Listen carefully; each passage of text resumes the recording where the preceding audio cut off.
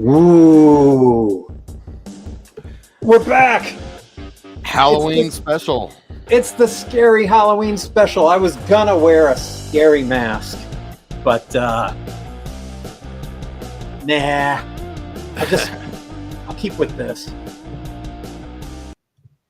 Oh man. Hey, happy well this is in Detroit. Growing up in Detroit, this would be Devil's Night. The night before Halloween. Night before Halloween. And in the late 80s, Devil's Night is when all the kids went out and burned down the crack houses. I think I saw some of those burned down crack houses a couple of the times I was in Detroit. And you would kind of stay at home, being a dopey suburbanite, and watch the news about the house fires. So that's quite a tradition. When is actual trick or treat night there in Columbus where you are? Trick or treat night because is actually Halloween. And for people that don't live in Columbus, Columbus is one of those weird cities that does not like to have trick-or-treating on a weekend. So they bump it if Halloween is actually on a weekend. I don't know. But I tell you, the first Halloween I spent in Columbus, everybody was gearing up for trick-or-treating on Devil's Night. And I knew nothing of this until college kids started to dress up and go out. And I thought, what the hell are you doing? Unless you're, going out to burn down some houses. Right. So, hey, that's a great way to start off our 12th episode of Dave and Joe Are Bored, Halloween edition. We were going to have my buddy Carrie Breitenstein on as a guest. She got the flu. Lots of stuff going around. So I have a lot of zombie stuff and prepared, and we're still going to talk about it, but we'll have Carrie on at a later date, and maybe we'll have a couple of special guests on anyway, because we'll just check the green room later and see who's in there. Yep, we'll check and we'll see what happens, but because we don't want to let people down, and we want to keep a sense of consistency. So, that's a spoiler, Joe. It's let's start off with your Bob Dylan minute. Okay. And let me, as always, try to see if I can set the timer, because you get a minute. All right, are you ready, Joe? I think I'm ready. And your minute starts now. Okay. Halloween edition of the Bob Dylan Minute. I went with the Bootleg Series Volume 6, Bob Dylan Live, 1964 concert at the Philharmonic Hall. So the reason this is Halloween appropriate is it was recorded on Halloween night 1964. And this had been one of the most circulated Bob Dylan real bootlegs before he started officially releasing bootlegs, which then they're not really a bootleg anymore. But it was one of his most circulated bootleg albums for years. So I had it in bootleg form called All Hallows Eve. And then it was officially released, like we said, in 2004. Here you can see the song list. This is pre-electric Bob Dylan. So Folky Bob, Joan Baez sits in on a few songs. Ooh, that's scary. Whoa. Yes. Okay, stop the clock. Too scary. The Joan Baez part, you weren't ready for that?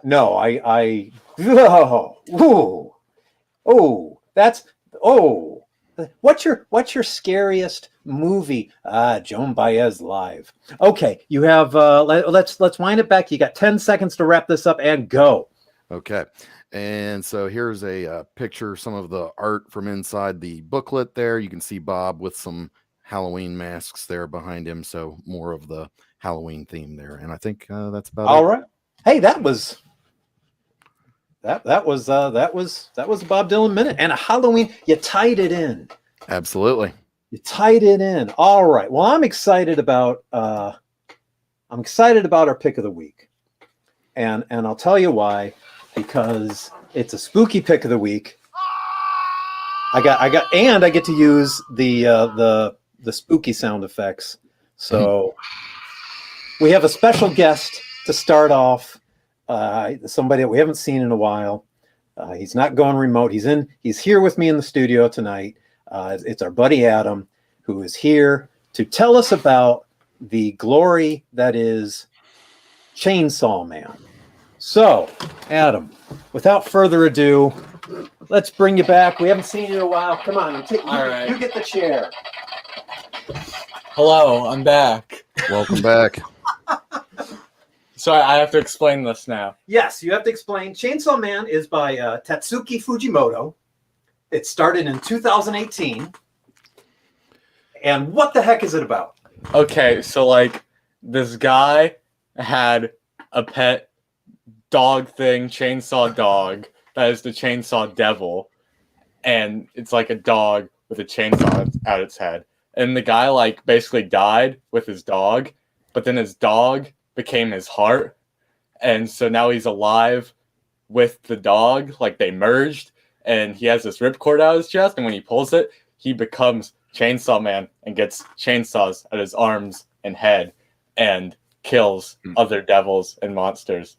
And yeah, it's pretty cool. You can scroll through. I've got some art for you to. Where? If you hit the. Oh, slide 2. Yep. Oh, yeah. And you can keep going. There's more? You can. Yep. I mean that's. Ooh, this is great. Oh man. Oh, yeah. Oh, Fighting the samurai sword devil. that's Katana devil. that is fantastic. Is there another?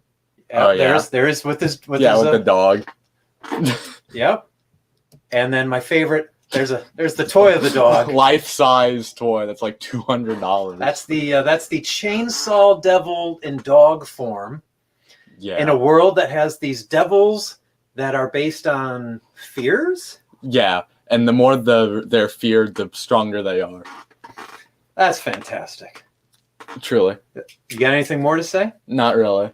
And it's an anime now. It's Yes. on Hulu and on Crunchyroll. Wow. 3 episodes in. Every Tuesday. So this thing is fantastic. All right, man. Good to see you again. No, I'll never be seen again.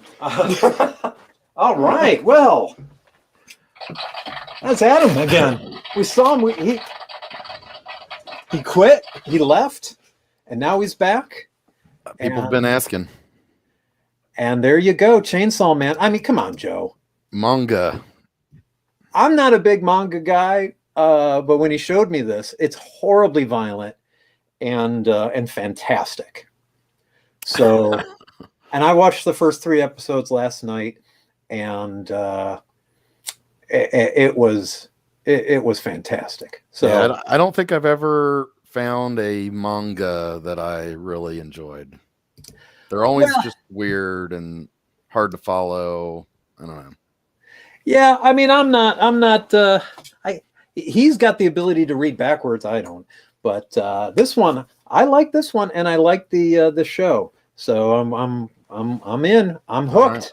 Right. It seems it's appropriate for Halloween, I would say. The guy fought off a slew of zombie possessed devil people with his chainsaw head and hands, and a giant bat devil that had swallowed a girl devil thing, and he was worried that he was missing out on boobs. And it's great. Anyway, all right. So my pick of the week. We're not doing comics this week, are we? No, we're not. Well, Adam did. My pick of the week is a pop-up book. I'm going back to what just started off here, and this is my absolute favorite. One of my favorite. Well, it's probably my favorite pop-up book by Jan Pienkowski, who is a illustrator who passed away earlier this year, and this is his Haunted House pop-up book. It is fantastic and crazy. Wow. You open up the oven, and there's a spaghetti demon monster creature. That's fantastic. You got the giant gorilla grandmas. You got like that.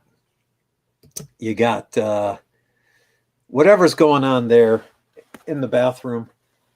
I don't know. This was created in 1979. I think it's still available. It's kind of a bit of a classic, and I like the bat in the attic. And when you open the book, the saw in the crate makes a saw noise. Woo! So again, haunted house, nice hardcover pop-up book. When was that published? Dutton, and it was 79. Okay. Jan did a lot of other. He has a really cool robot pop-up book that I adore, but this is one of my favorites. So there you go. It's a little Halloween must-have there. And then for you, kind of a standard, huh? Yeah, went with a classic. I was just kind of looking over my shelves for something Halloween-ish, and I saw Bernie Wrightson's Frankenstein, of course, which anyone who's into comics and any of this type of stuff that we talk about knows and loves Bernie Wrightson, and this is probably his, I don't know, wouldn't you say this is probably his most well-known thing, like the thing people point to that's like the Berniest Wrightson of the Bernie Wrightson stuff? Well, I think it's definitely the piece that he spent the most time on, and it's 45 full page illustrations with maybe at least one spread that goes with the Mary Shelley novel. So it's not sequential. It's these just full page black and white pen and ink illustrations that he really took his time on, and they are gorgeous. Yeah. So when was this originally published? Do you know? You know, there's a copyrights to some of the illustrations that go back to the 70s. So you've got 77, 78 for a lot of the illustrations. So, you know, because it's hard to say.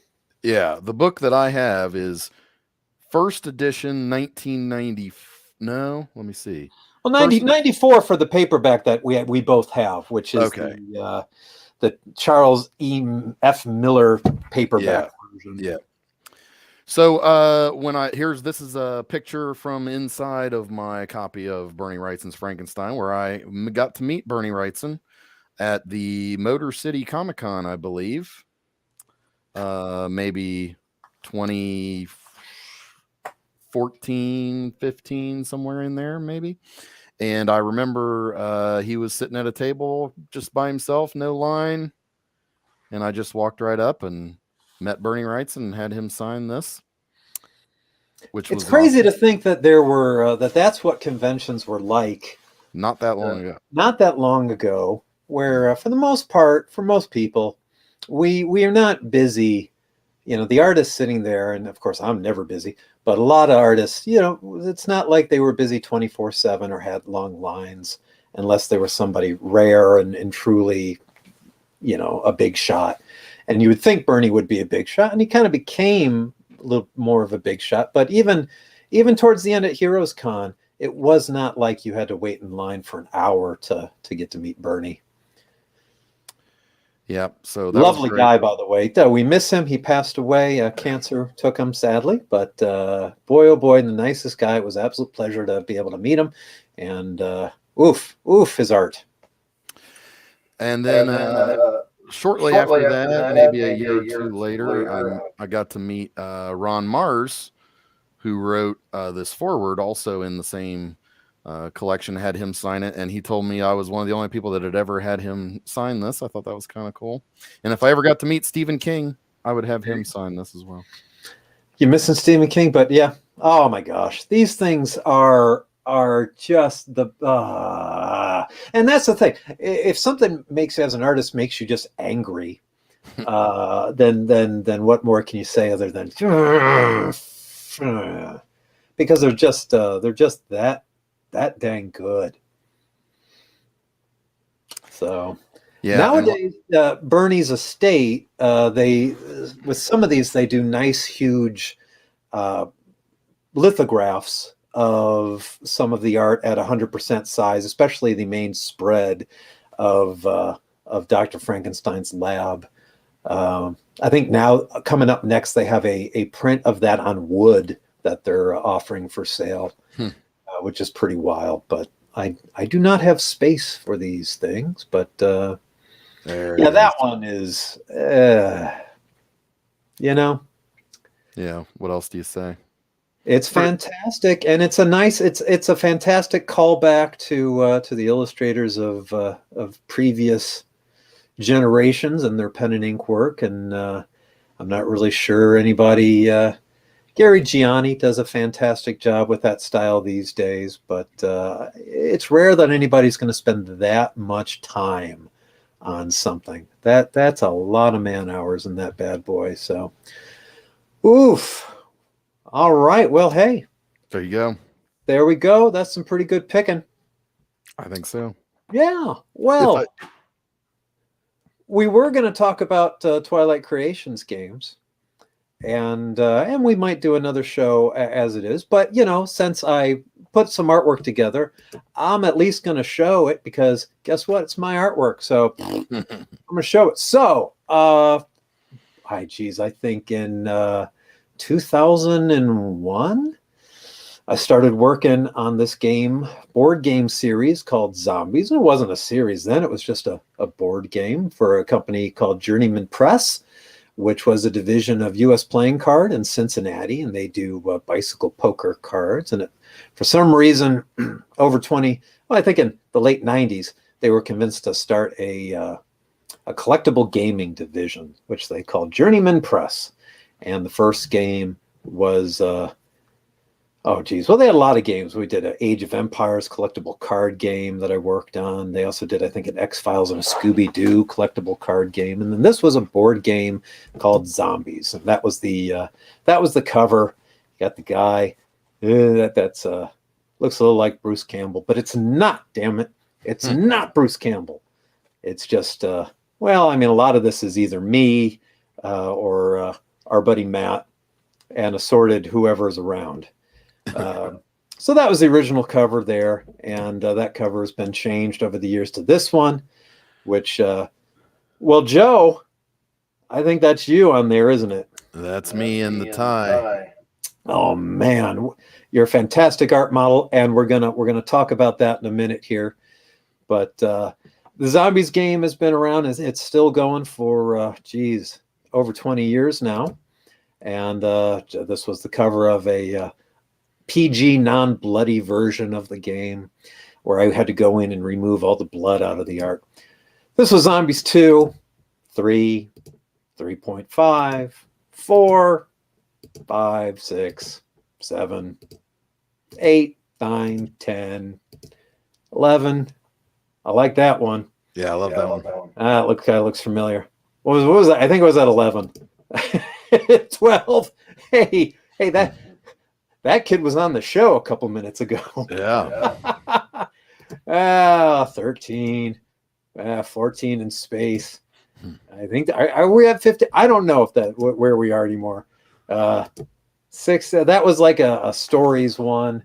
That was Zombies Vegas. Dear God, this is now this one was a Kickstarter. Is a Kickstarter that was supposed to be out either early this year or late last year, and the pandemic and all the shipping problems hit. And because the games have little figures, they're made in China. And unfortunately, China said, "Oh, we're not going to be doing your game." And then they said, "Oh, well, if we do want your game, it's going to cost you $8 gazillion for us to ship it," because everything was sitting in the ocean and shipping containers. And so it's all a mess, and it hasn't been, I don't know when it's coming out, probably early next year, but it was with the Kickstarter for Zombies 20th Anniversary Edition, which is, a couple of years later, a year late, which, in Kickstarter terms, in the world of Kickstarter, a year late. It's pretty much on time.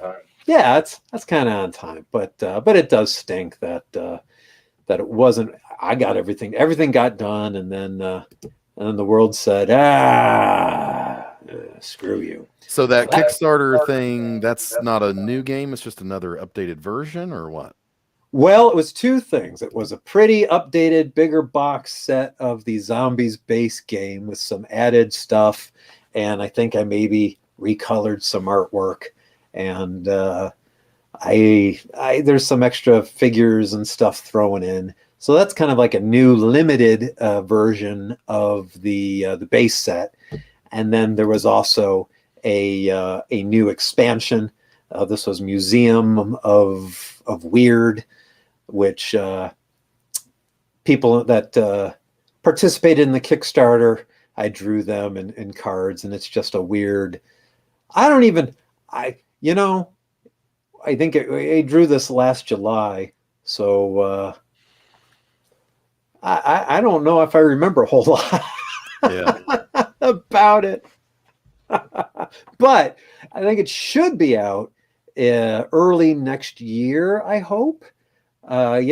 The problem with being a smaller company is that you're at the mercy of the production house, and they'll get to it when they get to it. And the problem with working with a place that produces figures is that they've got the molds, and you can't afford to go anywhere for new molds. You can't have the molds recreated because they're too expensive. And I think there was a certain point where they couldn't find the molds, which was great. So yeah, I think everything is finally back on track. And but with the way things are going, you just kind of keep your fingers crossed, and they're going to get to it, and it's going to show up when it shows up, which just stinks. That you have to kind of give into that. So you are going to talk about your process here, right? A little bit. We are, Joe. We are. We're going to talk about the process just a touch, and more importantly, we're going to talk about your side hustle as Joe the model. So here we go. Let's take a look at Joe the model. I think this was the first modeling gig I think that I had.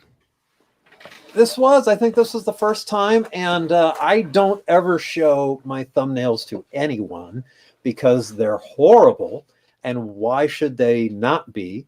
I've worked with Carrie for 20 years, and she's learned to read my little chicken scratch thumbnails.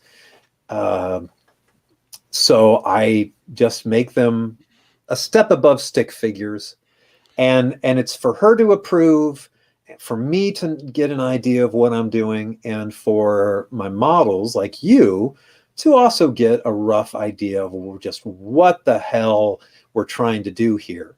Now, the goal with the photo reference is to try to answer as many questions with the what I need from the reference in the shot. Now, what you're seeing in the middle there, that then is my Photoshop composite of taking whatever I need and whatever pictures I've taken and mocking it up into what I'm going to draw. But when I'm taking pictures of my models, I try to get the outfits, I try to get the props if I can, I try to get the lighting, I try to get as much answered, because anything that's not there requires me to slow down and take the time to figure it out when I'm doing the rendering stage. So, and of course the photos are the most ridiculous damn things you'll ever see. But yeah, that was I don't even remember where we were. I think I was just thinking that I think we're at Paul's house. We're probably at Paul there, who's holding the severed arm. That's our buddy Paul Greer there. I forget why we were up there, but I think it was Paul's house. We said hello to Paul. Oh my gosh. And I think in this picture is our special fill-in guest for tonight, who's just joined us. Ladies and gentlemen, it's Andy Bennett. Woohoo! Oh! Yeah, hey, how you doing? I made that one, didn't I? You made it. Hey, and you know what? Because I wasn't sure if you were going to be here. Oh, we've got some more guest appearances from you. So hang tight here. But this might have even been back when we went up to visit Paul and we took him to dinner, and we just were hanging. I remember it well. Yes. If not that, then it might have been Wizard Chicago. But I don't think so. I think maybe we No, were, I Yeah, I'm never pretty went sure to those Lizard. were shot at Paul's house. but And that was when we went to Milk Bar and Grilled. yep, yep. Oh, okay. I didn't remember that being the same trip. Hey, Probably. it all blends in. So you know what? You can rewrite history as much as you want. The most fun. Oh, this was another one. Now that was for a game called Humans. That was an expansion for a series called Humans, which was kind of like the reverse zombies. Why not? So that's from the same Humans game, and you can see that's the great little chicken scratching, and I try to light and get what I need from you guys posing for me. And because, thank God, because for the most part it's just regular people, I don't have to worry too much about costumes, which is wonderful for this series. And then I start drawing and coloring in the computer. The artwork is drawn on a textured Bristol called Coquille board. It was an old school creation that was meant to replicate a stipple effect and allowed a kind of a halftone, which is all printing stuff that no one cares about anymore. But a lot of people these days call it stipple board, which I hate because I like the pretension of Coquille. There's another of, I love this of you and Paul. Yeah, that's great. And my favorite, the severed head of Matt Baxter. Oh, I love the severed head of Matt Baxter. This thing has showed up so much. I think about every game, the severed head of Matt Baxter shows up. If Matt's not in it, the severed head of Matt is. Okay, now we're at the. This was, I think, probably the most fun we've had shooting reference. This was by Zombies 10. It was in an office. And again, Andy was joined us. I don't know where we were for this. That one we shot at Baxter's house. Yeah. Mm-hmm. And Joe, you were here, and so it was. I think Baxter and Jen, Matt and Jen, and you and Andy, and we had this got out of control. But yeah, it's some good stuff there. That was the cover for that bad boy. So we popped that together. That's just sometimes, if I can, because these things, the cards, this is for a card. The cards are card size, and the originals are about 5 by 7 inches, done in black Prismacolor pencil and black ink pens on the Coquille board, and then they're scanned in and colored in the computer, and starts out with a thumbnail. At some point, Andy helped me thumbnail the very first Zombies series game. And it's amazing how much more work, especially you did in your thumbnails back then. Because they sure as heck did not look like the goofy, 5-minute noodle. And so that's a pretty straightforward one. Then it gets somewhere. It's like, okay, Joe, shove this Xerox money into your mouth, and let me. I'll shove quarters in your eyes later, in the good old post-production. Ay. Ah, there we go. It gets even more fun when you get to add in the gore later. That's great. That's good stuff. That's good. Now the next one, I think, is this one. Oh, now this is when I hate these. By the way, I hate the 3-character multi people ones. Drive me nuts. Mostly because a lot of times when I'm shooting reference, it's me, Matt, and Jen. Like if time is really of the essence, it's just me, Matt, and Jen. So trying to figure out a 3-person layout with one person that has to work the camera is a pain in the ass. And of course, this is multiple pictures, but at least I can still stand in the same spot and get an idea, because as I'm shooting the reference, I have my thumbnail, and the thumbnail really is just concept, because as you're shooting the reference, you're also creating a whole new stage of designing the image. You're seeing what works in reality. You're seeing what works with lighting. You're seeing what could be better. You're seeing all these options instantaneously right in front of you. Instead of drawing them out and erasing and drawing them out, you're seeing them much faster. And you're also getting feedback from you guys to say, no, that doesn't feel right. That's not realistic. Or, something by accident will happen and you'll say, oh God, yeah, I would never chew on a foot like that.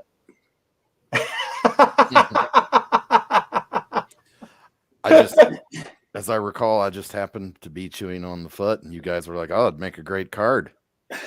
Yeah, Andy, that was your foot. No, yeah. Thankfully, I have a severed foot, so I don't. Nobody had to pause with their foot there for me. But yeah, and honestly, things like this, they're too small. The character drawings get too many. But now we're talking. Now we're talking. Where the great Andy Bennett, Andy, just lie on the floor, please, and pretend that a printer has smashed open your cranium. Give me smashed open cranium, and you did. I don't even remember shooting that one. Well, of course not. You blacked out. It's a blur. Because Joe had to hold the printer there on time, and you're like, "Good, printer off." No, thank God for Photoshop.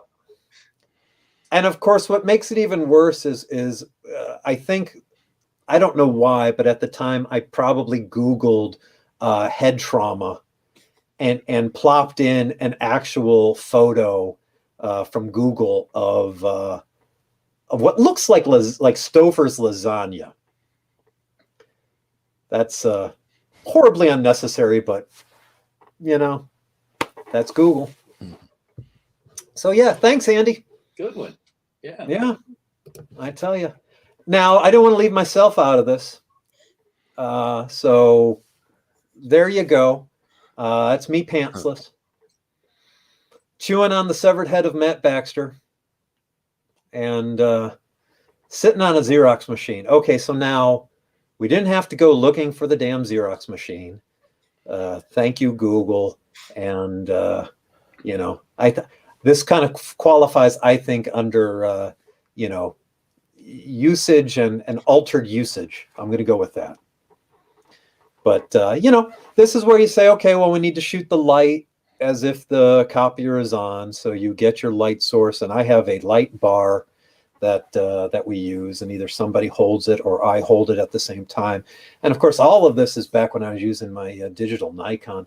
I think the last time we did with the Kickstarter, the Nikon is in its box and it's just iPhone now because technology has caught up. Too easy. Yep. And so no need for the actual expensive camera, which is absolutely bizarre. But hey, I don't want to think you guys were the goofiest. So hey, I took my pants off for money. There you go. There's a kind of a classic Joe zombie image that's been used a lot. That was for originally, I think I used it for a game called Zombie Dice, but drew it without it. So there's you. There's the actual black and white drawing. The colored version had to open your eyes a bit, obviously, to fit the dice in, but it's just a nice, creepy, weird. Do you still have the original art to that? Pretty sure I do, and I also have the giant print because when Todd, sadly, the co-creator of the game, when Todd passed away, we were raising money for Carrie. And I made some canvas prints. I think I have one canvas print of this left. So, when you decide you need something in the new bathroom, right, waiting there for you. But yeah, that one's been used. That one's been used on card for zombies, one of the promo cards. And I think it showed up. Didn't it show up on the zombie hearse for the Hamilton collection? Isn't it? I think it's on the. I think it's on the hood of the zombie hearse. So yeah, it's gotten around. And of course, this is the cover of the second edition. So you've got my just kind of rough, bizarre thumbnail. And then this was, I just used, this had to be done as a side thing. So I just had to pillage old reference that I already had. And so It's a great cover. thanks. Yeah, I like that one. I like most of them. Every now and then there's something where it just kind of irks me. But yeah, I didn't mind that this stuck around for a while. And I think it's still the cover for the newest edition. But yeah. There we go. I tell you what, that's the process of Joe Holland, male model. It's been a lucrative career. I wanted to show a couple of my originals. Sure, babe. Oh yeah. So that's the art that you showed the process on, but I don't think your process you didn't show that stage. So there's the original art, me as a zombie. And then this one, Dave gifted this to me despite it being the most in demand of all of his original art pieces. This is for the card that was titled The Funk, and it is me sniffing my own armpit. Yep. And that was Paul. That's our buddy Paul in the background making the face because my armpit smells. Yep. So proud. You know, they somebody asked, about things being gory, and a couple of years ago we did a live show, and sometimes that they, the description, is what it is, and the card mechanics are what they are, and so there you go. That's good stuff. Winners and there's losers. Yep. And of course, as Tom has reminded us from Make It Sexy. Isn't that the old Dave Hartman credo? Right. Hi, Tom. So yeah. Well, speaking of art now, Andy, you've joined us here. You're just winding down for from a month of Inktober art. This year's subject was what?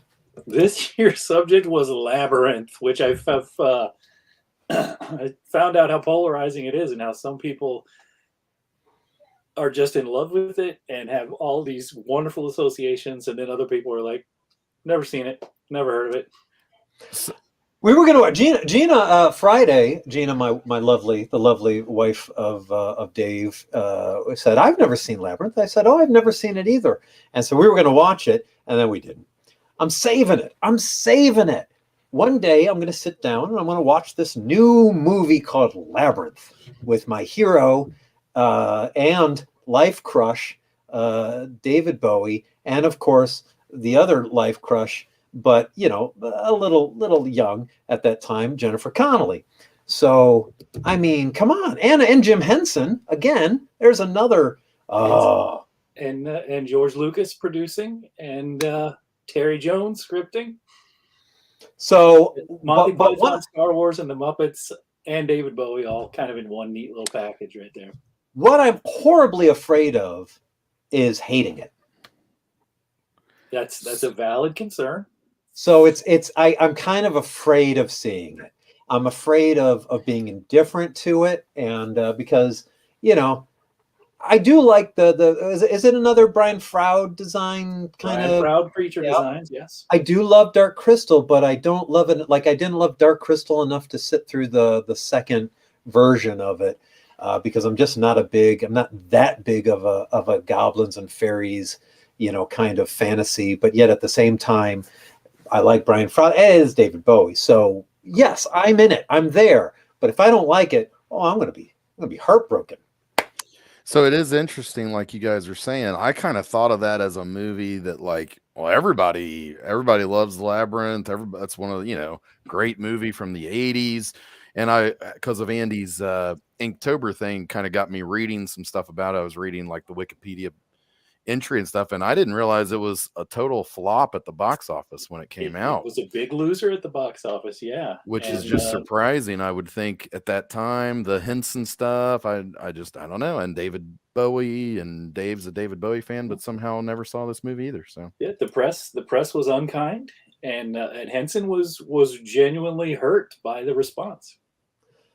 Well, I don't think Dark Crystal, blew up the world of movies either. These were slow burn. They were not merchandised Right. at all, if any. I mean, Dark Crystal had lunch boxes. I don't really know what Labyrinth had. I don't think it had anything.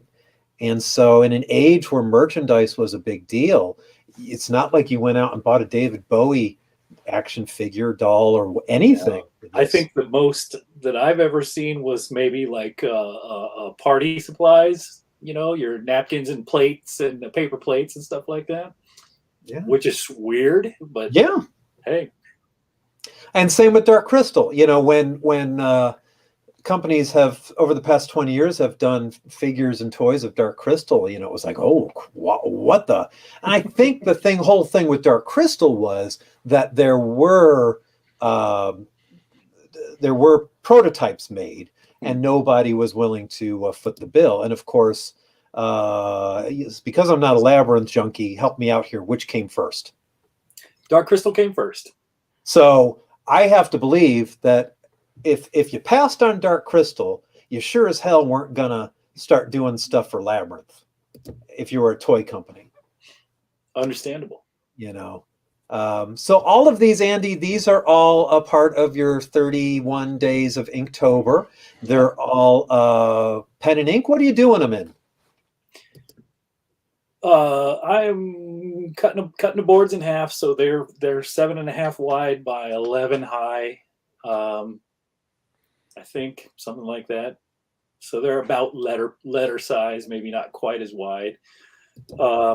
I will start out generally with a Speedball 107. I use a crow quill to do all my cross hatching with. And so I'll start in with this kind of an outline, sort of a, line drawing, and then go in with the big brush to lay in those black spots, and then fill in the blanks with the cross hatching with the 107. And sometimes I'll use a little bit of white pen at the end, just to give it a little razzle dazzle. Yeah, and then after every Inktober, the originals are either available for sale at conventions, or are you thinking about doing eBay again? Thinking about eBay, or possibly might just dump them all onto my store, Envy store. Haven't decided for sure yet, but I will be making some, announcements in advance of when everything goes up for sale, because I get a lot of requests, a lot of people asking about, are we going to sell these things? So, they need to know. And again, when you're on social media, especially Instagram, you go by the B3NN3TT. Yep. And Twitter as well. Yeah, both. That's my handle on Twitter and Instagram, both. So keep an eye out and follow Andy there, and see all the previous years. And also, you tend to collect these into book form, which your newest from last year is finally coming out here, right? It is on the verge. It is just days away from completion. So that will hopefully be available for order on Amazon for your holiday gift giving season. And that was my Jim Henson Volume 2. That will be that's coming right along. Yep. And we're gonna be our final convention appearance of the year. Will probably be GalaxyCon Columbus, which is December 3rd, 4th, and 5th. Something like that. 3, 4, the first weekend of December, yes. In Columbus, Ohio. It's the first time we've had GalaxyCon, and we hope everybody comes out. It's going to be a great time. Hey, I just kicked Andy off. I hit the wrong button. Damn. All right, there we go. Oh, right. Baby. I got more. I have more art to show. Woohoo! I have Andy artwork from Kickstarters, or not Kickstarter, Inktober's past. Yep. So that was last year's. I got the Agra from Dark Crystal. I got Super Scooter sitting here. I didn't even. Oh man. Oh well. There we go. I got Janice. And this is And the best one for last. best one for last. Yeah. Oh, that was great. You and your damn textures. How dare Awesome. you? Oh, you and your That's textures. one of the better ones. That one worked. That one worked really well. Joe got a good one. Yeah, that was the one I claimed before they. Oh, went what, to I got a eBay. stinker. Is that what you're saying? I got a stinker. No, honestly, I think that one that you have was also one of the better ones. So you chose well. Jackass. Oh man, it's gorgeous stuff. And we were talking about future years, and Joe, I was pushing them to do a month of Sid and Marty Krofft. I wanted to see. I just want to see Andy do HR Puffin stuff and Sigmund the Sea Monster, but that's just me. Which brings us. This is our Halloween show, and so I've got a ton of Halloween crap to talk about. And last night I did my annual viewing of the Paul Lynde Halloween special, which, if you haven't seen, it's from 1976. It's Paul Lynde. If you don't know who Paul Lynde is, come on. I just know him from Hollywood Squares, but hey, that's enough, right?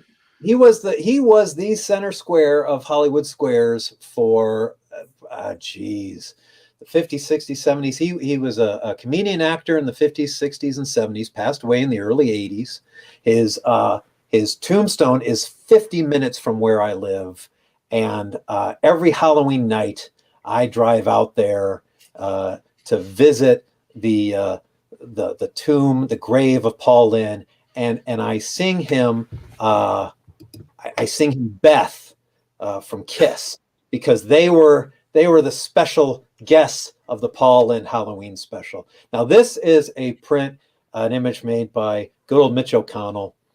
It's available from his Etsy site as a fantastic silk screen. It's also on his Threadless site.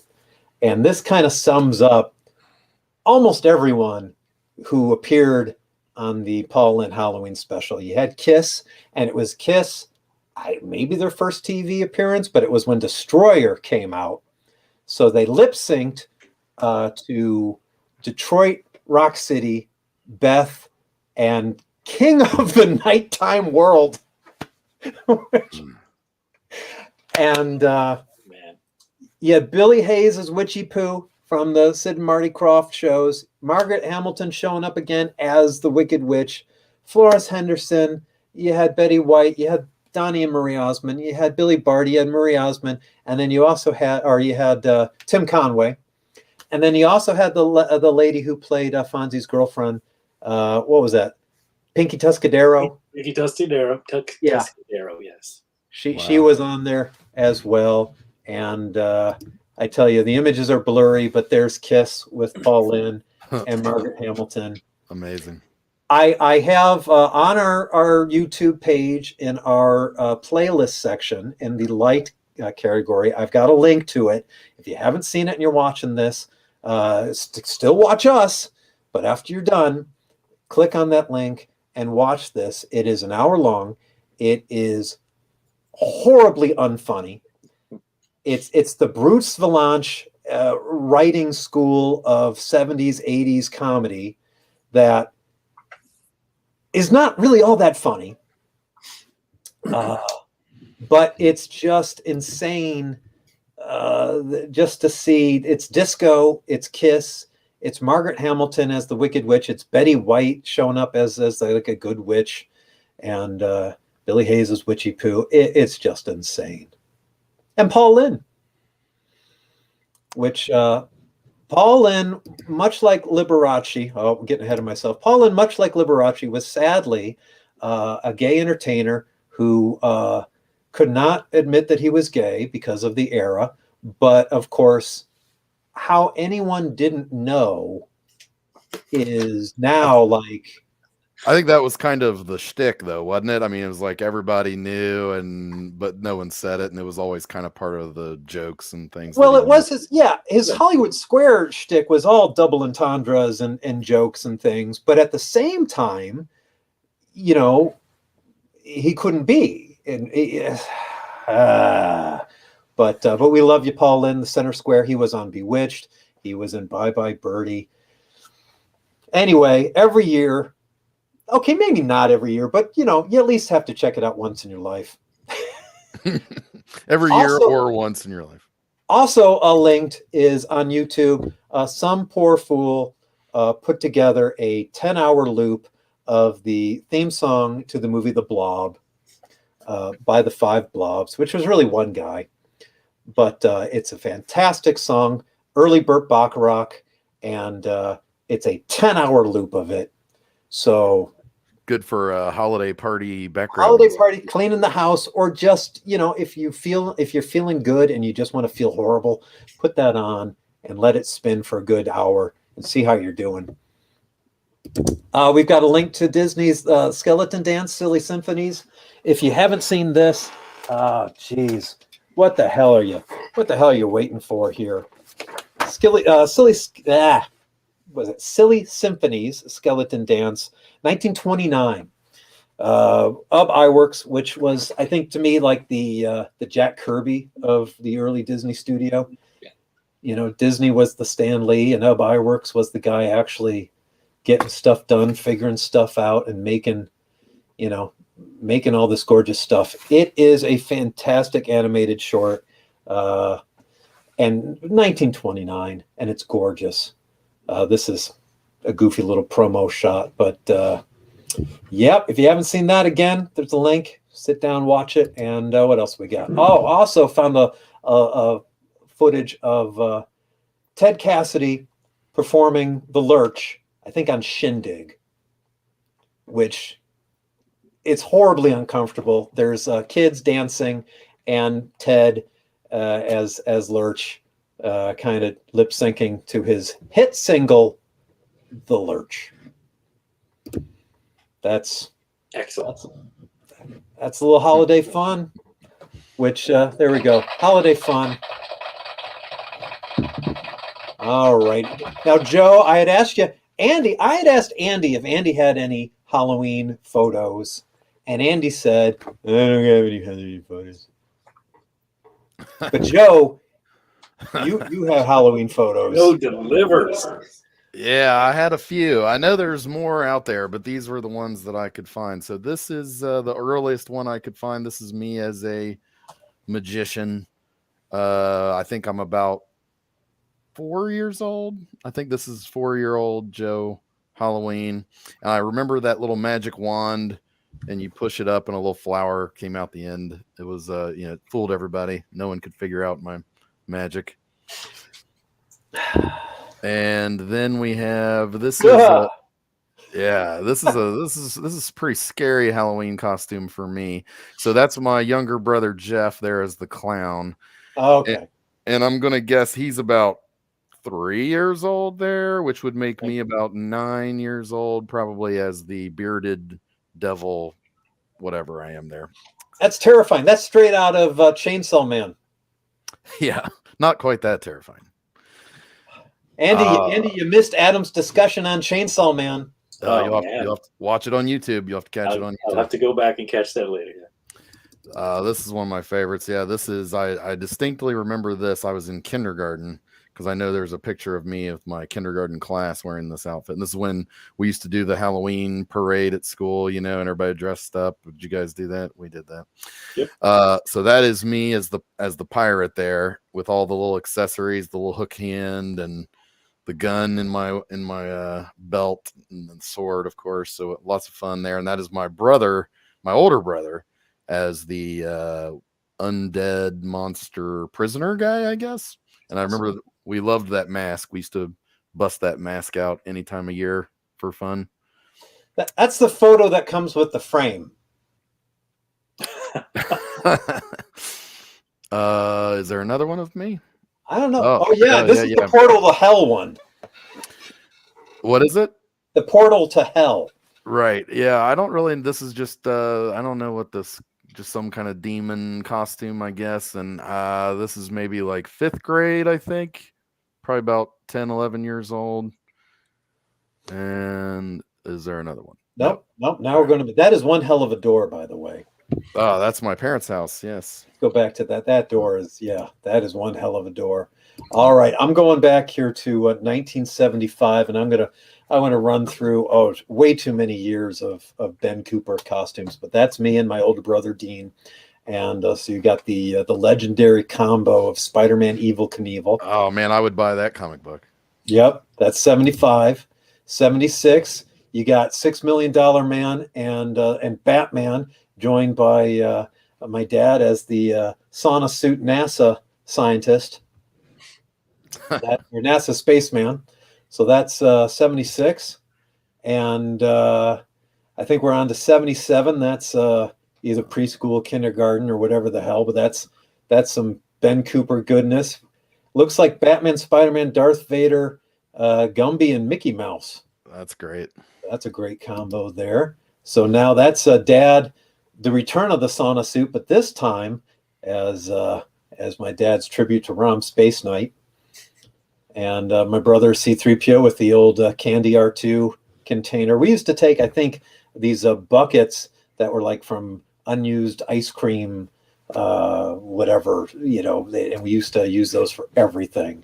So R2D2's looks like he's an old ice cream bucket. And 77, and that's just terrifying. That actually is a scene from the Obi-Wan show. And okay, now we're on to 78. So we have Chewbacca and Spider-Man. And I think Mom and Dad, they splurged on the fabric Ben Cooper costumes in 78, 77, whatever the heck year, 78. And so Spider-Man and Chewbacca. Now, this one, I was like, there's nothing. And then I stopped and I kind of took a closer look and I thought, that's it? Like, that's all the candy that I got? Like there was a year where Adam got 10 pounds. I said, you don't come back until you weigh almost as much as the candy sacks weigh almost as much as you do. I don't care if it's raining or cold. I don't care if your feet are bleeding. You bring back candy. And I look at that and I thought, that's like, was it like 2 houses? Oh, that's a yikes. Anyway, there's 78. That's the old kindergarten, preschool, whatever. And I mean, that's a great collection. I mean, you throw in Hulk and Mazinga with Stormtrooper, Chewbacca, C-3PO, a couple of Darth Vaders, a baseball kid, and a skeleton. That's great. Yeah, I'm kind of jealous of Kenny there, who was Mazinga. I'm curious about the slide in the background. Yeah, well, you know what, man? That's how we roll in Detroit. We had inside slides. Okay, now this is 1979. Wow. 1979.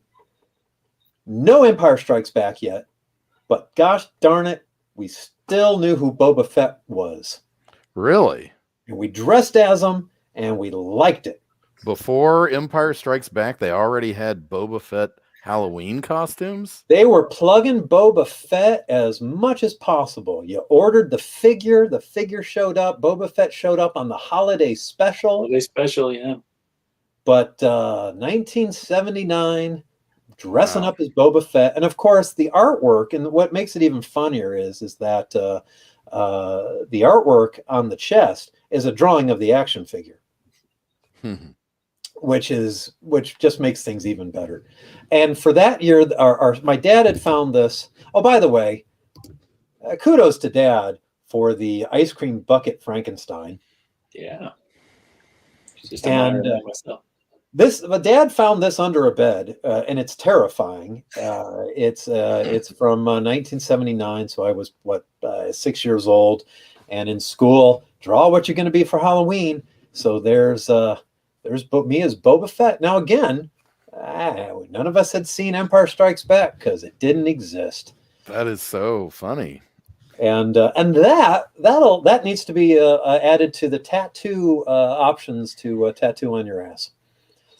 We'll go back to early episode with the Hulk Jeep, and we'll add the creepy eye, mouth, weird Boba Fett mask drawing. Yeah. All right, so 1980, now we've seen Empire Strikes Back, and Mom did her best to make me a Bespin Luke outfit, and I remembered being horribly upset because it didn't button up like a real jacket. it tied, buttoned up in the back like a costume. Oh, thanks a lot, Mom. Goes through all this trouble. And, you know, I couldn't be bothered to open my eyes. And once the movie came out, nobody wanted to be Boba Fett after that. Well, hey, that's old news, man. 81, I got my brother's hand-me-down Dracula outfit that Mom made. So there you go. Mom liked to sew. Now, okay, 82, E.T. And I just want to go on record saying I do not like this movie, but I guess I did. And of course, the token glow stick. Yeah. That everybody had to have. And then finally, 83 will end on a real low note. Mom helped make me an Ewok costume. Amazing. Now, I think the two things about this is I love the vampire that my dad made. I think he took a cartoon Dracula that he found and projected it and turned it into a giant thing that he would put outside. Love that. But secondly, hats off to my neighbor friend. As you noticed, there was a tendency, if you're dressing as a Jawa, to make that risky move to go with blackface. He did not. So, you know, he now can run for public office. Oh man. So there you go. That is a little bit of. I like the pointed stick with the glow stick on the end. Yes. Yes. Why did we stop? Why doesn't that be a part of every costume from now on? And what do we need for trick-or-treating? We need a bag for candy and we need a stick with a glow stick taped to it just in case to fend off the other kids. Oh dear Lord. All righty. Well, you know what? Because I set this up, this is the time of year I am a big junkie on novelty monster songs. So I just gathered up a little bit of some recommendations. I'll see if I get my notes here on what the heck I've been listening to for the past couple of weeks, because I listen to this stuff way too much. And Andy, I know you like your kind of spooky set, music playlists, but yours tend to always be a little more recent, right? Mostly, sure. I mean, you like a little bit more Susie and the Banshees and some David Bowie and a little bit of that stuff. I gotta say, if you're looking for music to listen to at this time of year, at least you got to start out with good old Screamin' Jay Hawkins. Screamin' Jay Hawkins was a guy from Cleveland who was a piano player and wanted to be an opera singer. And to say it did not go that way is an understatement. He wasn't really getting anywhere. And in 1956, he and his band got blackout drunk and recorded in the studio, still blackout drunk, the craziest version of I Put a Spell on You that had ever been recorded. And he was so intoxicated, he started grunting and snorting and just going absolute nuts, to the point where he did not remember any of it the next day. And it was a hit. They tried to release a version. Of course, 1956, a absolute ton of radio stations wouldn't play it. They tried to record a version of it without a lot of the craziness, and of course, radio stations still wouldn't play it. But it was a pretty good hit for him. It was actually his only hit for him. And Alan Freed, the famous DJ, recommended in a live show that he come out in a coffin.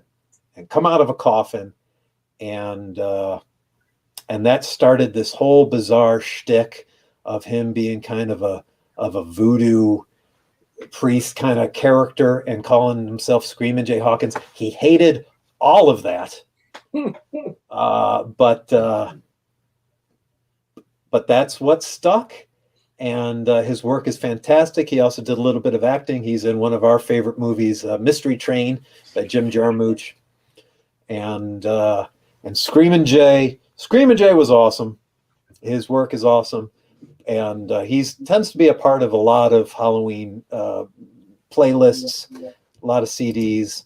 And if you're going in order in terms of the kind of the novelty music, about the same time, 1956, you had Zachary, who was a Philly kind of New York horror host. And he released an album of kind of horror novelty music. Again, this is pre-Monster Mash. So you had 1958, you had The Blob. And then, of course, 62, you've got good old Bobby Boris Pickett and the Crypt Keepers with the Monster Mash, which is, one of the high watermarks. You had Darlene Love and her backup and her band, The Blossoms, were singing backup. That's what they did at the time. And the whole album is pretty fun. And that kind of started this whole genre of singing songs in either a Boris Karloff voice or a Bela Lugosi voice, which, led to a couple of years later, Dracula's Greatest Hits, which I think was, 1964. And this is Gene Moss and Fred Rice. This is a whole album sung in a bad Bela Lugosi imitation. But it features I Want to Bite Your Hand, which is a parody of the Beatles' I Want to Hold Your Hand. Again, 1964. And I tell you, I Want to Bite Your Hand is fantastic. Drac the Knife, parody of Mac the Knife, is fantastic. I listened to this, I think, earlier today. It's hard. It's hard to get. It's hard to get through the whole thing. It is a horrible record right there on the label. Oh, yes. But, man, I Want to Bite Your Hand is just fantastic. This year, they finally found the tapes for the Vince Guaraldi trio. I don't know if it's the trio for this one, but for the soundtrack for It's the Great Pumpkin, Charlie Brown. In 2018, they released a soundtrack using the same art as this, which, way to go, guys. That was pretty much just recorded from the episode, sounded like crud, and had all the voice and sound effects in it. It was no different than, they played the episode and they hit record. Now, 3-4 years later, they finally found the tracks, and this soundtrack is available. Just came out this year, and it's fantastic. It's just very laid back. It's very chill. It's a little repetitive, but it all flows. It's got a lot of different takes to flesh it out and make it a full album. But it's quite lovely. So I highly recommend this one this year. I gotta say, they probably could not have picked a worse illustration for the cover of that.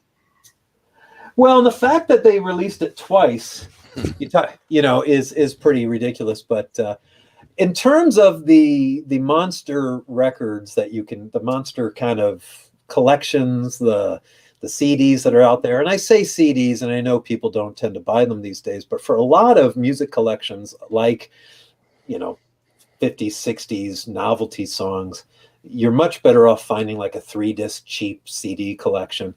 This one I love, not just for the wonderful, quote unquote, wonderful cover painting, but this one is from 1990. Monster Rock and Roll Show. And the reason why this one is so dang fantastic is that it's like 29 tracks, and it is a ton of recorded movie trailers in between all the songs.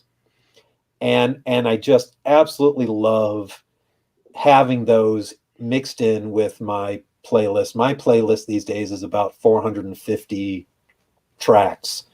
But to have this had recorded trailers, vintage trailers for I Was a Teenage Frankenstein, Blood of Dracula, Haunted Strangler, Astro Zombies, King Kong, and a lot of it was radio commercials and things. Absolutely fantastic. This one is, again, 1990. It's out of print, but you can still find it used.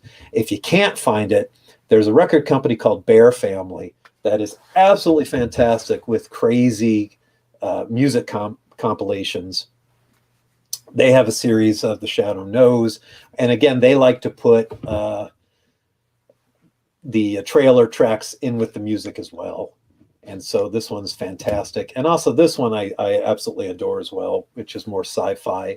And again, spliced in with some either some radio tracks from movies or actual, like, recorded trailers. There's another company, Coco Mojo, that has a series of compilations of the Mojo Man's Halloween Party, which is great. I also forgot to mention, now that I'm thinking about it, Monster Rock and Roll Show has a theme to Green Slime. I almost forgot to mention and plug the theme to the movie Green Slime. Joe, we talked about Green Slime before. It was a movie from the late 60s. It was a Toho production, but it was a Japanese film with all American actors. And it basically was Alien, except it was this adorable kind of green character with tentacles and a costume that was killing everybody with its like acid blood. And it has this fantastic funk, late 60s funk theme song. Really, it's a must-have. Mojo Man, it's a great compilation. This one is fantastic. Black Halloween, Bo Diddley is a zombie. This one's got some Bo Diddley. It's got some Screamin' Jay. It's got the original version of Haunted House by Johnny Fuller. So it's a good one. I think, there's some Ike Turner on there. Yep. That's a fantastic compilation. Okay. And there is an entire genre of compilations out there that are based on Lux Interior and Poison Ivy from the Cramps record collection. And if you never heard the Cramps are Halloween 24/7. But Lux was from Akron. Lux was awesome. Sadly gone. But big record collector of psychobilly and novelty records. And so there are a ton of CDs of stuff that I guess, come from his collection. And this was a good 2-disc collection. And again, like I said, there's a ton of these 3-disc, whatever, 2-disc cheapy collections that'll build you a good set list. Turn them into MP3s. Mad Monster Party, we just lost Jules Bass, passed away. He directed Mad Monster Party. This is an out-of-print soundtrack. A lot of instrumentals, but the theme to Mad Monster Party is fantastic. And the movie itself has fantastic design. It's a little slow. Is that sacrilegious to say? I don't know, but you have an animated Phyllis Diller, so what's not to like? Haunted Mansion. This collection actually is more of a 25-minute story, but it has Grim Grinning Ghosts on it. The second limited disc is more of a collection of all the different Haunted Mansion, the soundtracks that are used in the ride. So this one's a lot of fun. And then let's close with this. This is from Something Weird, which is a fantastic production company of, weird stuff. And this is a combination CD and DVD that celebrates the whole existence of the spook shows. And I have to say that I wasn't super familiar with spook shows. And now that I am, it's all that I want to do with my life is to go town to town and create spook shows. And spook shows were these live movie theater events where you'd have just a horrible, I don't even know if you'd have a B movie, quite frankly. I think these were D movies. But then you'd have a live show either going on before the movie or going on with the movie. And, it was almost like having horror hosts, but go town to town and do a live show. And the best thing about it, and what's fantastic about the CD, the promos for spook shows were probably better than they were better than the spook shows actually were. And this collects a ton of radio show promos for, you will need life insurance, or, guarantee we cannot tell you what the mummy will do live in person. But ladies, you're not recommended to go alone. It's just absolutely fantastic. So there's some music on the CD, but it is a ton of these radio promos. And like the movie radio promos, when you're doing when you've got a big playlist, or you're playing a big playlist, it really makes a difference in enjoying this music, to have these little breaks in between songs, to have these just absolutely bananas crazy radio spots. And then the CD and the DVD that comes with this is some found footage of actual spook shows, and I think maybe some of the one or two of the movies, these really low budget independent horror movies that they would play. But again, who's in? Who wants to join me? Come on, guys. We're gonna make this happen. Let's make this happen. I'm so jealous. Oh God, I want to live in a world where this is something that we could still actually do. And oh my God, could you imagine trying to even approach a damn movie theater? Okay, this is what we want to do for Saturday night. So anyway, that is there we go. And I tell you, I think that's as exciting as it gets for this lovely Halloween show. I think we did a very thorough celebration of Halloween on this episode. Polly can smell the plastic through her Ben Cooper mask. Yep. But she can't breathe, but she can smell. No. And somebody, I think I read somebody pointing out, they're like, why were the characters always on their chests? And then they say, well, that's because we couldn't keep the masks on for longer than 5 minutes. Right. That makes sense. Yeah, that makes sense. I'm pretty sure the Ben Cooper costume that I had as a kid was the Creature from the Black Lagoon. There are photos out there somewhere. My mom's probably got them, but maybe this time next year we can unearth those. They did a whole I don't know if it was 78, but I was just looking at the photos of them a day or two ago. They did a whole line of Universal Monsters costumes in the later 70s. And so yeah, I mean, I always felt that it was a little strange that the creature had a picture of the creature on his own chest that actually said the creature on it, but whatever. It was a cool mask. The artist for Ben Cooper just passed away, I think this year or last year. He was, did he make it to in his 90s? I mean, he actually was doing some conventions like the Chiller shows over the past couple of years, and sadly didn't get a chance to meet him. But he was doing painted recreations. A buddy of ours actually commissioned him to do an Edward Scissorhands painting that looked would in the style of if it had been a Ben Cooper costume, and it's hysterical. That's fantastic. Great. But they were consistently done by the same guy. They were, I guess, charming is probably the best. They were off model. They were, but darn it, we liked it. That's good stuff. Well, hey guys, thanks again for joining. Andy, thanks for popping in to fill in for Carrie here. Anytime, man. Once Good again, to see you, Andy. Looking forward to seeing those Labyrinth drawings go up for sale. Yeah, we will just be on the lookout. I'll have news when I figure out what I'm going to do with them. Follow Andy on Instagram. Take a look at his stuff. Hey, if you want to, take a look. I'm over at Dave Agans on Instagram. We're here on YouTube, and so like and subscribe here on YouTube. And it gives us an idea on how many people are, taking a look and seeing, if we need to actually do this again. Maybe we'll do a Thanksgiving show where it'll just be an hour of me talking about how much I love WKRP in Cincinnati. And Thanksgiving show, GalaxyCon preview, or maybe a summary afterwards. I'm looking forward to it. Hey, the only other thing, I've been saving this, and let's see if I can find where I put it. Now, I have been celebrating Halloween since the middle of August, where I got to go to Disney World and go to their Halloween party, which started in the middle of August. And I think we went to their second one they had all season. So it's been like 2.5 months of Halloween. So they do a fireworks show. And now Disney World projects on the castle.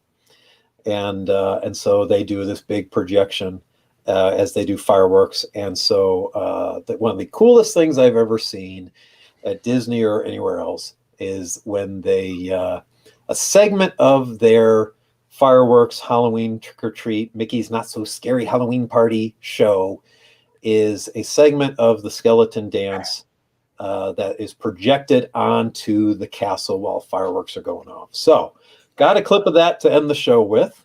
Once again, I'm finishing up my Mountain Dew Voodoo in my skeleton dance glass, new from the Disney store this year.